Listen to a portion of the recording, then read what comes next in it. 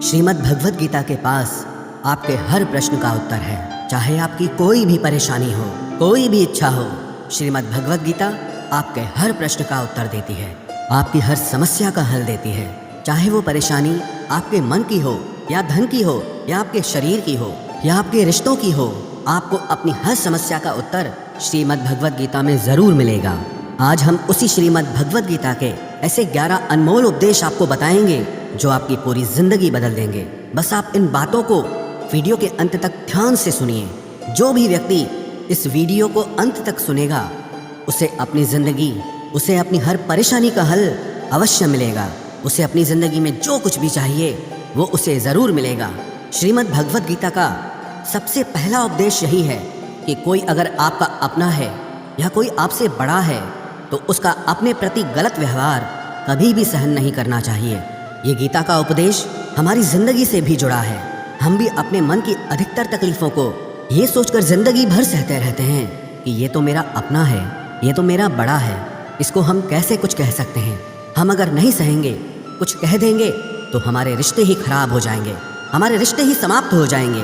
पर सोचने की बात यह है कि उस व्यक्ति को आप अपना कैसे मान सकते हैं जो आपकी तकलीफ़ों की वजह हो। अपना तो वो होता है जो हमारी तकलीफ़ों को दूर कर दे। तो गीता का ये उपदेश है कि किसी को भी अपना फ़ायदा मत उठाने दो, किसी को भी खुद पर जुल्म मत करने दो, क्योंकि आप जितना सहेंगे लोग आपको उतना सहने के लिए और मजबूर करेंगे।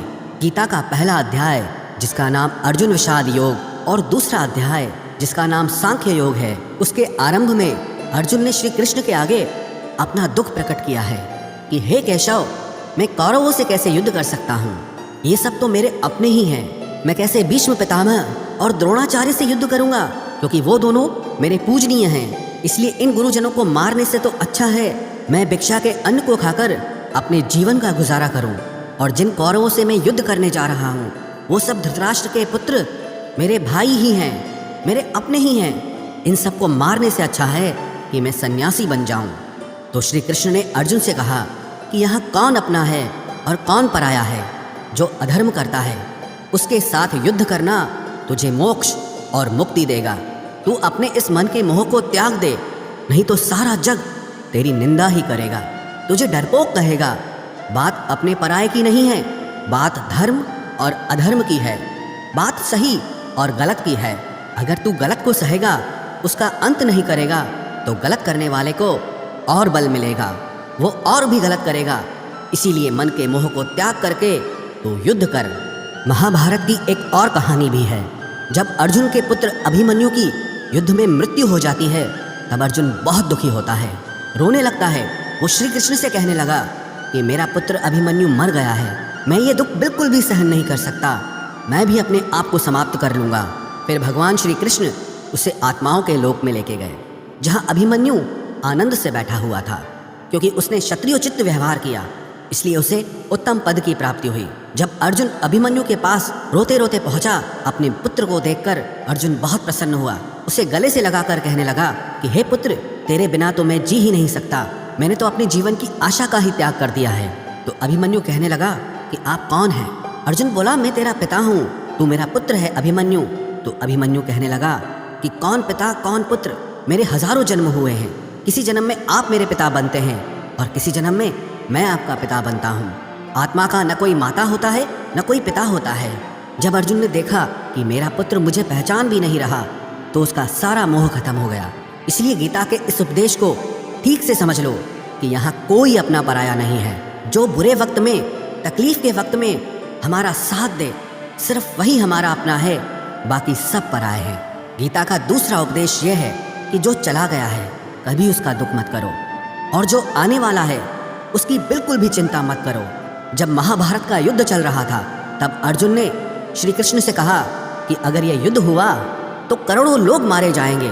जो सैनिक और योद्धा इस युद्ध में मारे जाएंगे उनकी स्त्रियों का क्या होगा, समाज कैसे आगे बढ़ेगा।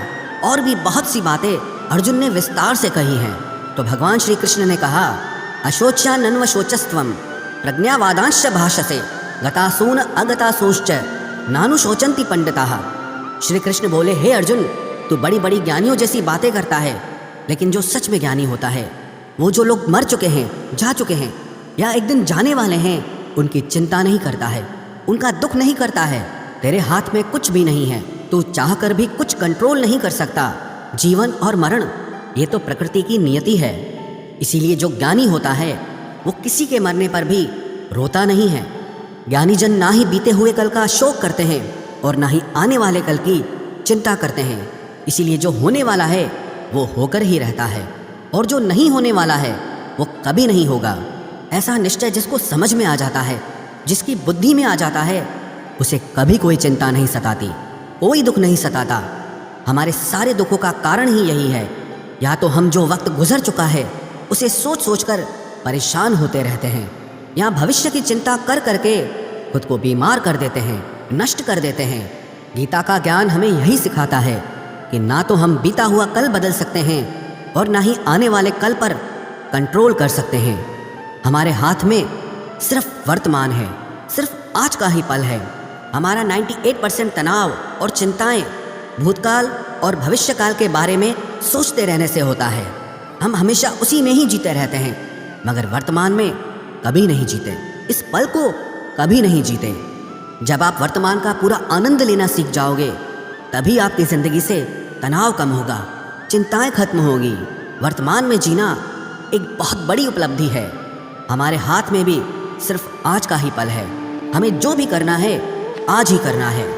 कभी भी ये सोचकर समय को नष्ट नहीं करना चाहिए कि अभी मेरे पास बहुत समय बचा है। एक गुरुजी ने अपने एक शिष्य को पारस का पत्थर दिया। उनका वो शिष्य बहुत आलसी था, हर काम को कल पे टाल देता था। तो गुरुजी ने उसे कहा कि मैं तुझे ये पारस पत्थर दे रहा हूँ। इस पारस पत्थर से जब तू लोहे को स्पर्श कराएगा तो वो लोहा स्वर्ण बन जाएगा, सोना बन जाएगा। और ये पारस पत्थर मैं तुझे 1 महीने के लिए दे रहा हूँ। जब 1 महीना समाप्त हो जाएगा तब मैं तुझसे ये पत्थर वापस ले लूँगा। तब तक तू इस पत्थर को अपने पास ही रख। गुरुजी का वो शिष्य बाजार में लोहा खरीदने के लिए गया। जब बाजार में वो लोहा खरीदने पहुंचा तो उसे लोहे का वो रेट बहुत महंगा लगा। उसने कहा थोड़े दिन रुक के ले लूँगा, जब लोहे का रेट कम हो जाएगा। पर उसकी बुद्धि में ये बिल्कुल नहीं आया कि इस लोहे को मैं सोना बनाकर बहुत अधिक धन बना सकता हूँ। लेकिन उसके मन की सुस्ती, उसके मन का आलस्य, उसकी वजह से उसने उस काम को कल पे टाल दिया। ऐसे ही करते करते पूरा महीना समाप्त हो गया। फिर गुरुजी उस शिष्य के पास आ पहुँचे कि बताओ तुमने कितना सोना बनाया। शिष्य बोला कि मैंने तो अभी सोना बनाना शुरू भी नहीं किया। तो गुरुजी ने कहा मुझे मेरा वो पारस पत्थर वापस चाहिए।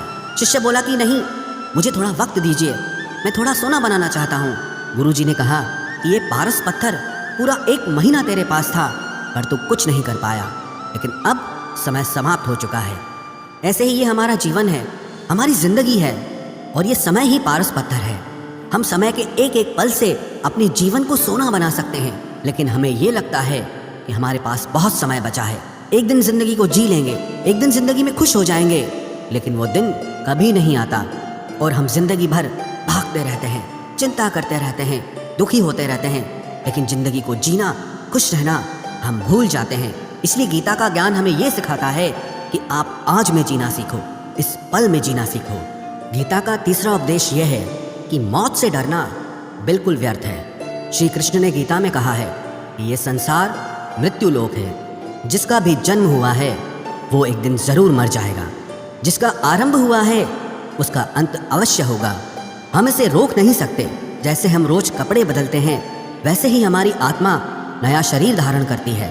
मृत्यु सिर्फ इस जीवन का एक नया आरंभ है, इस जीवन का अंत नहीं है। आत्मा कभी नहीं मर सकती और ना ही उसे कोई मार सकता है। लेकिन मौत का डर मनुष्य को सबसे ज्यादा लगा रहता है। मौत का दुख भी इंसान को सबसे ज्यादा होता है। एक पेड़ में 2 पक्षियों का जोड़ा रहता था। उन दोनों को एक दूसरे से बहुत प्रेम था। उन्होंने साथ जीने मरने की कस्में खाई थी।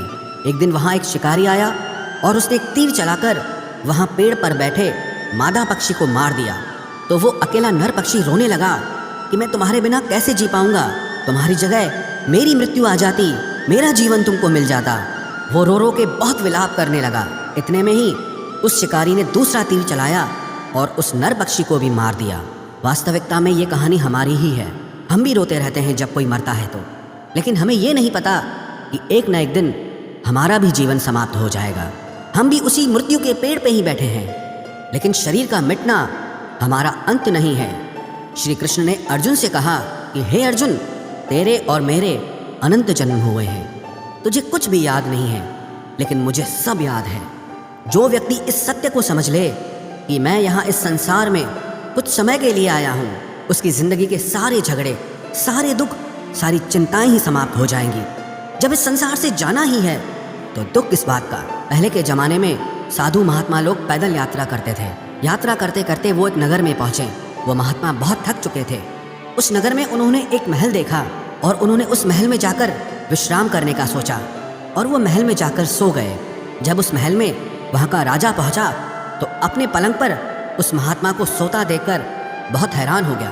राजा उस महात्मा से पूछने लगा कि तुम मेरे महल में कैसे घुस आए और मेरे बिस्तर पर सो रहे हो।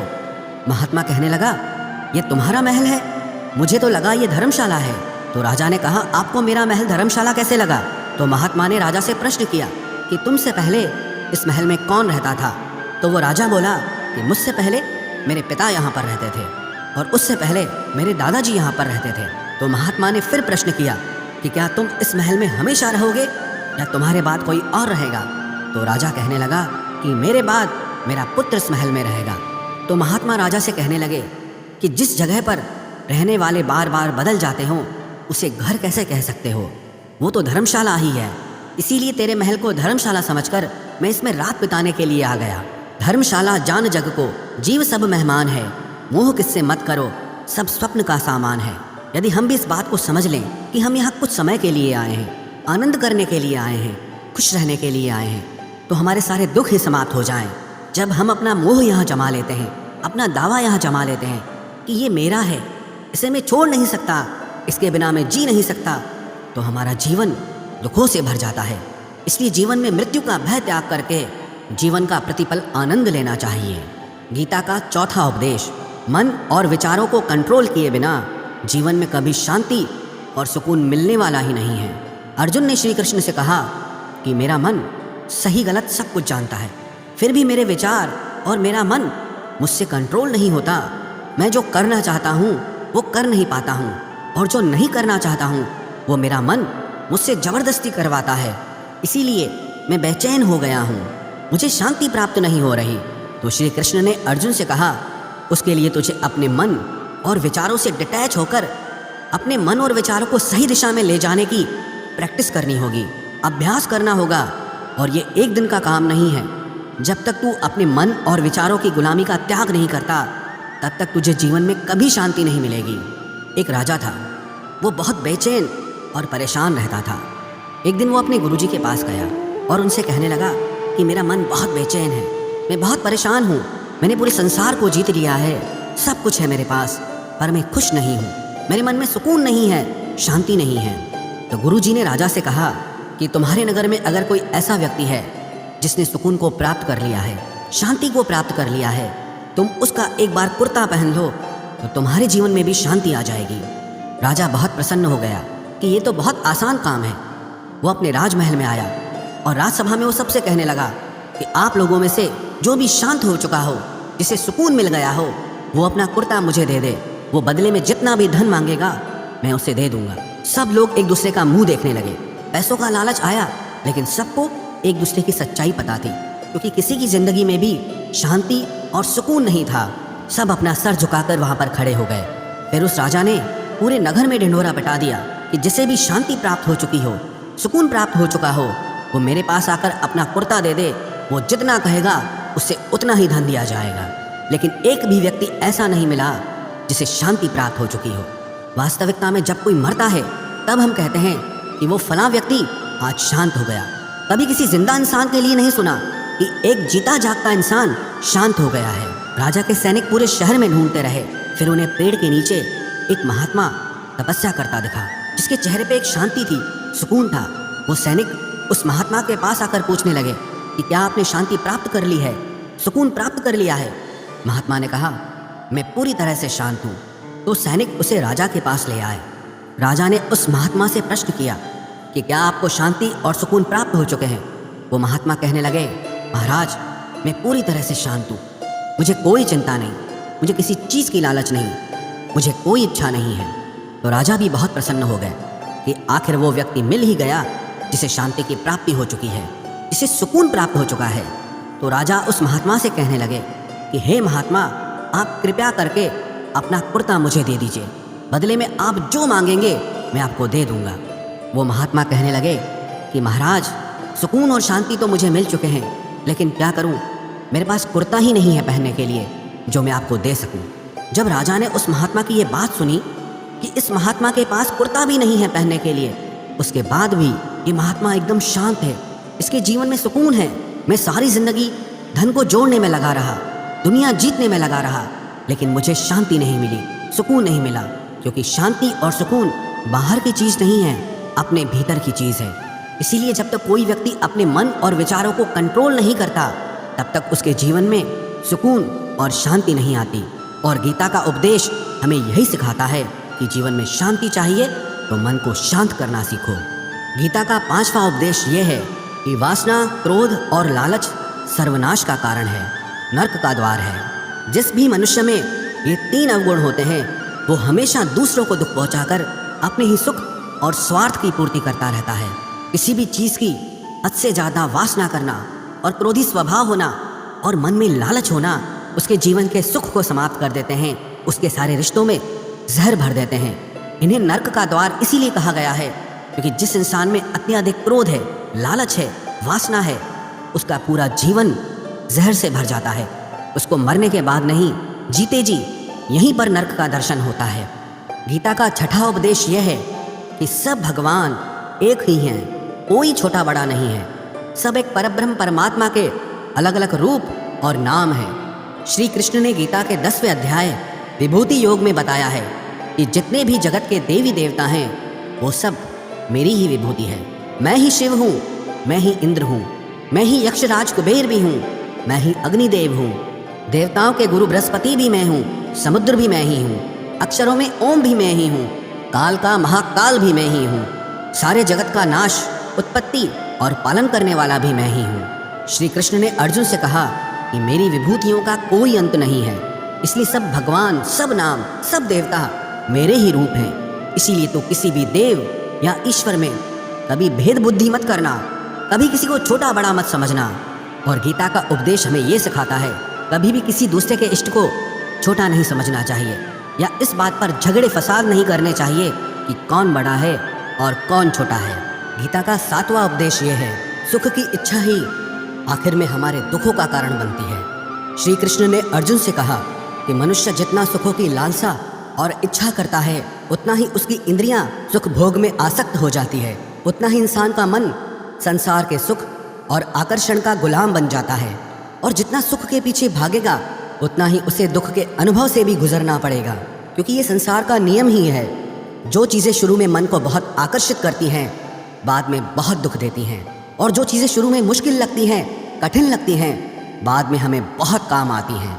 गीता का 8वां उपदेश यह है, जो भी मनुष्य दुनिया के सारे सहारे छोड़कर सिर्फ भगवान को ही अपना सहारा मान लेता है, उसकी हर ज़रूरत वो ईश्वर पूरी करता है, उसकी हर प्रकार से रक्षा वो परमात्मा ही करता है। अनन्याश्चिन्तयो माम ये जनाः पर्युपासते तेषां नित्याभियुक्तानां योगक्षेमं वहाम्यहम्।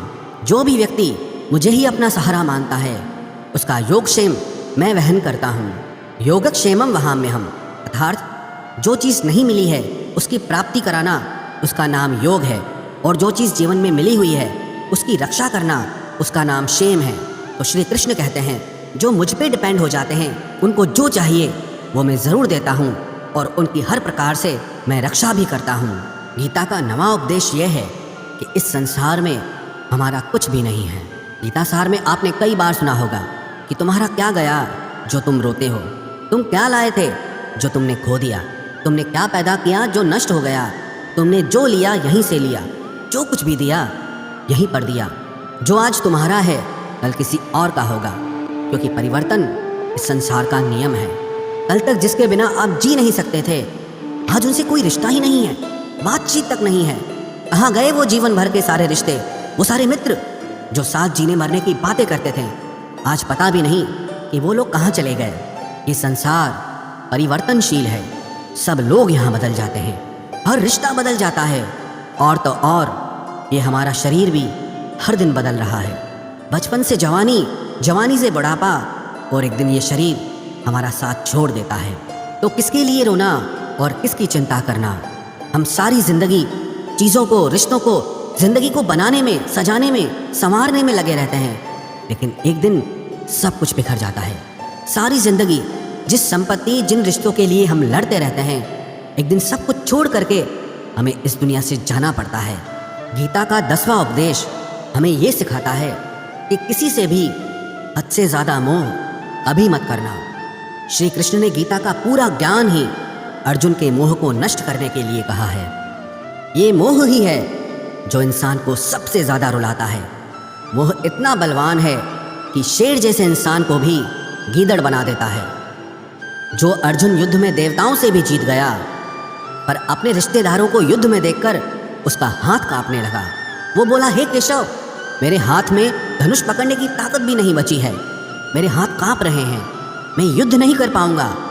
ये मोह इतना पेनफुल होता है जिसकी पीड़ा ना सह पाने के कारण कई लोग अपनी ज़िंदगी ख़त्म कर देते हैं, आत्महत्या तक कर लेते हैं कि उस व्यक्ति के बिना हम जी नहीं पाएंगे।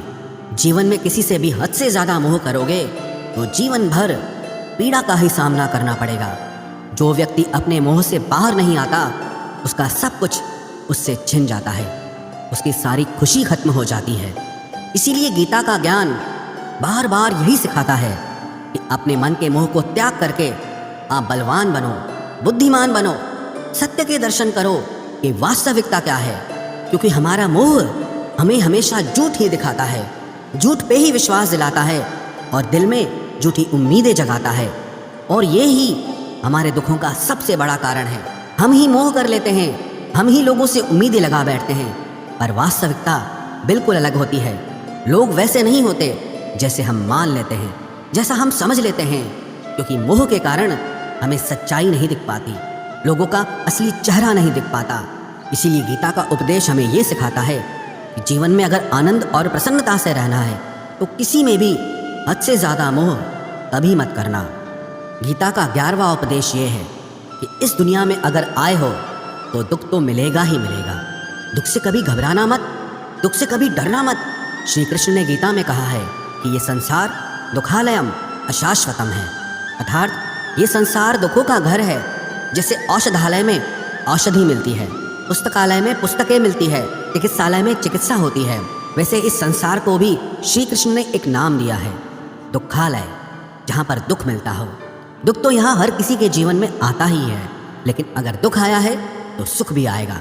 इसीलिए दुख से कभी डरना नहीं चाहिए, क्योंकि ये संसार दुखालय भी है और अशाश्वत भी है। अशाश्वत का मतलब यही होता है कि यहाँ परमानेंट कुछ भी नहीं है, यहाँ सब कुछ बदल जाता है। दुख सुख में बदल जाता है और सुख दुख में बदल जाता है। सम्मान अपमान में और अपमान सम्मान में बदल जाता है। खुशी दर्द में और दर्द खुशी में कभी भी बदल जाती है।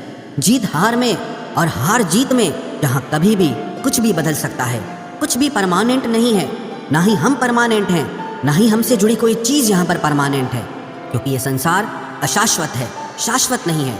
यहाँ सब कुछ बदलने वाला है, यहाँ कुछ भी परमानेंट नहीं रहेगा। तो आपका दुख भी परमानेंट नहीं रहेगा, इसीलिए दुख से कभी भी डरना नहीं चाहिए। गीता का ये उपदेश हजारों साल पुराना है, लेकिन आज भी नए से नया है। पूरे विश्व में गीता को सबसे ज़्यादा पढ़ा गया है और सबसे कम समझा गया है। श्रीमद् भगवद गीता के ये उपदेश अगर कोई व्यक्ति ठीक से समझ ले और उसे अपनी ज़िंदगी में उतार ले तो ये पक्की बात है, वो अपनी ज़िंदगी में जो चाहे वो हासिल कर सकता है। अपने जीवन की हर समस्या से वो एक पल में बाहर आ सकता है। श्रीमद् भगवद गीता के इस दिव्य उपदेश को हमें बार बार सुनना चाहिए, हर रोज़ सुनना चाहिए। जब भी जीवन में कोई चिंता या परेशानी आए तो एक बार इस उपदेश को ज़रूर सुन लेना और मन में ये विश्वास रखना कि गीता का ये उपदेश आपकी ज़िंदगी की हर परेशानी में आपको राह अवश्य दिखाएगा।